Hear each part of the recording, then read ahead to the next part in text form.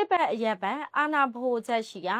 နေပြည်တော်ကိုဝိုင်းပတ်ပိတ်ဆို့နိုင်မဲ့စစ်စင်ရေးတွေကိုအရှိန်ဟုန်မြင့်ဆောင်ရွက်နေရလို့အမျိုးသားညီညွတ်ရေးအစိုးရ NUG ပြည်သူ့ကာကွယ်ရေးတပ်မတော် PDF ရဲ့နေပြည်တော်တိုင်းစစ်ဌာနကတရားဝင်သတင်းထုတ်ပြန်လိုက်ပါတယ်။ပဲခူးတိုင်းစွာမြို့နယ်စစ်တောင်းမြစ်အရှိတ်ဘက်ကမ်းမှာရှိပြီးနေပြည်တော်နဲ့မိုင်40ကျော်သာကွာဝေးတဲ့စွာမာကြီးကျေးရွာစစ်တပ်စခန်းကိုအောင်မြင်စွာတိုက်ခိုက်သိမ်းပိုက်နိုင်ခဲ့တဲ့ထုတ်ပြန်ချက်မှာ PDF နေပြည်တော်တိုင်းစစ်ဌာနက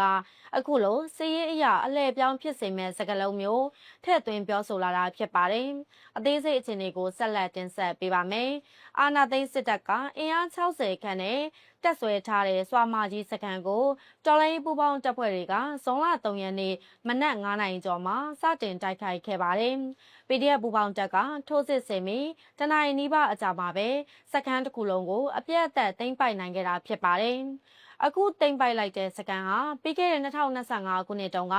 PDF တပ်ဖွဲ့ဝင်တွေဝင်ရောက်တိုက်ခိုက်ခဲ့မှုပေမဲ့မအောင်မြင်ပဲအခု2026ခုနှစ်မဟာဗျူဟာမြောက်ထိုးစစ်အတွင်းမှာစခန်းတစ်ခုလုံးအမြင့်ပြတ်သိမ်းပိုက်နိုင်ခဲ့တာလို့ဆိုပါတယ်။ PDF နေပြည်တော်တိုင်းစစ်ဌာနနဲ့နှိစက်တဲ့စစ်ရေးသတင်းမြစ်တစ်ခုရဲ့အဆိုအရ